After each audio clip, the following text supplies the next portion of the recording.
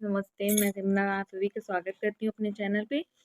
और मैं आप लोगों से एक बात पूछना चाह रही थी कि मैंने टेट सीटेट अपना क्वालिफ़ाई कर लिया, उसके बाद मैं स्टेट की प्रिपरेशन कर रही थी, पर पिछले 4 साल से कोई वैकेंसी नहीं आ रही है, तो इसीलिए जो है थोड़ा डिमोटिवेशन होता है। और अब तो स्टडी भी थोड़ा-सा कम कर दी है, पर फिर भी कोशिश करती हूँ 3 से 4 घंटे पढ़ लूँ, ताकि जो है पढ़ाई से कनेक्टेड रहूँ, क्योंकि ऐसा होता है कि अगर हमने पढ़ाई 10 दिन भी छोड़ दी, उसके बाद फिर मन नहीं लगता है। तो मैं आप लोगों से पूछना चाहती हूँ कि मैं सोच रही हूँ कि आरओ के लिए मैं फॉर्म भरूँ, और जो भी कुछ हो पाता है, क्योंकि हाउसवाइफ़ हूँ तो पूरा टाइम तो मैं पढ़ाई को दे नहीं सकती। पर सोच ये रही हूँ कि अगर फॉर्म भर दूँगी तो उसके ज़रिए कुछ ना कुछ तो पढ़ती ही रहूँगी और ज़्यादा पढ़ूँगी। तो आप लोग कमेंट करके ज़रूर बताएँ कि क्या मुझे फॉर्म भरना चाहिए। और थैंक यू अगर आपको मतलब हेलो फ्रेंड्स, तो मेरे दिन की शुरुआत आज सुबह स्टडी से हुई थी। तो मैंने नहा के पूजा करके और मैं पढ़ने बैठ गई थी। और मैं उठी तो 5 बजे थी, पर मैंने सारा काम अपना पहले ख़त्म किया, उसके बाद फिर मैं पढ़ने बैठ गई। तो पढ़ाई में आज मैं जो है फिर सुबह मॉर्निंग में हिंदी पढ़ रही हूँ, और हिंदी में मैंने पर्यायवाची शब्द पढ़ने स्टार्ट किए हैं, क्योंकि मुझे कहीं न कहीं ऐसा लग रहा है कि मैं वैकेंसी स्टेट के चक्कर में कब तक बैठी रहूँगी, अदर्स एग्ज़ाम भी दूँ। तो मेरे मन में आया है कि मैं आरओ का फॉर्म भरूँ, और आरओ का फॉर्म भरने के बाद मैं इसके लिए प्रिपरेशन करूँगी। तो होना ना होना वो तो भगवान के हाथ में है, और जितना मेरे हाथ में है बस मैं उतना कर सकती हूँ कि मैं मेहनत कर सकती हूँ, और उसी के ज़रिए मैं थोड़ा-सा और पढ़ने में भी मेरा मन लगेगा कि हाँ, आरओ का फॉर्म भरा है और एक गोल सामने होगा, तो 3 महीने में अपनी स्टडी को कंटिन्यूअसली दे सकूँगी। और यहाँ स्टेट की वैकेंसी नहीं आ रही, तो इसमें मन भी नहीं लग रहा है। तो मैंने यही सोचा है कि मैं आरओ के लिए प्रिपरेशन करूँ, फॉर्म भरूँ। और अभी तो 9 दिसंबर है उसकी लास्ट डेट। अभी मैंने फॉर्म भरा नहीं है, पर मैंने डिसाइड किया है, कर रही हूँ कि मुझे फॉर्म भरना चाहिए। और उसके बाद फिर मैं किचन में आ गई थी, और यहाँ मैं किचन का काम कर रही थी। हम हाउसवाइफ के लिए बस सबसे दिक्कत तो यही है कि हम लोगों को पूरा टाइम स्टडी में मिल नहीं सकता है। अदर्स बच्चे जो हैं उनको 24 घंटे में वो अपना 12 घंटे, 10 घंटे, 6 घंटे मैक्सिमम अपने स्टडी को दे सकते हैं। कोई ज़िम्मेदारी नहीं होती है, हम लोगों के ऊपर इतनी ज़िम्मेदारियाँ रहती हैं।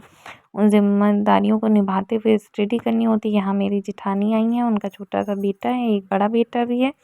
तो इस टाइम छुट्टियाँ चल रही थी, तो वो गाँव आ गई हैं, वरना वो बच्चों को पढ़ाती हैं तो वो बाहर रहती हैं, और मैं गाँव में रहती हूँ।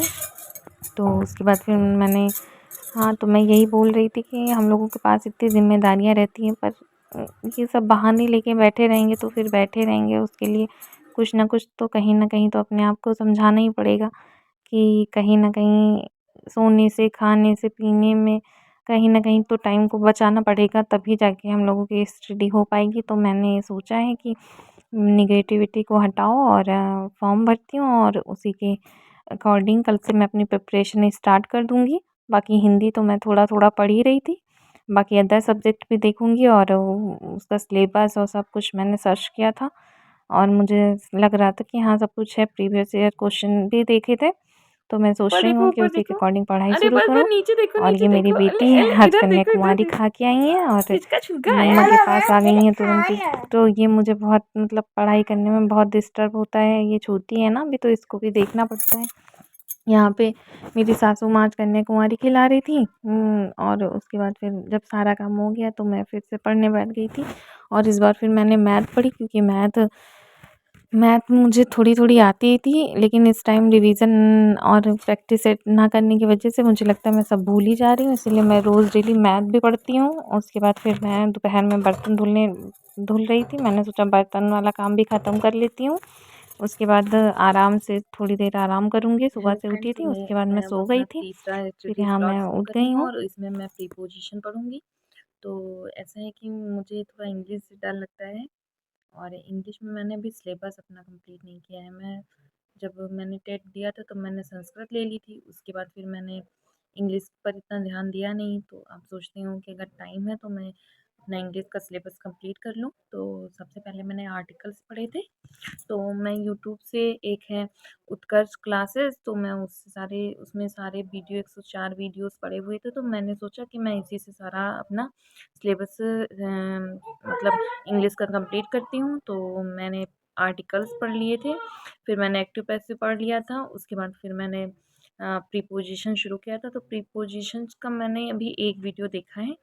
तो मैंने सोचा कि अभी दोपहर के 2 बज रहे थे, मैंने 1 घंटा आराम भी कर लिया है क्योंकि मैं सुबह से काम कर रही थी तो बहुत थक गई थी। तो मैंने सोचा है 1 या 2 वीडियो तो कर ही लूँगी, पर देखते हैं कब तक पढ़ पाती हूँ क्योंकि कोई ना कोई काम अगर आ जाता है तो उठना पड़ता है। तो इसलिए फिर मैं जितना भी कर पाऊँगी उसके बाद करूँगी।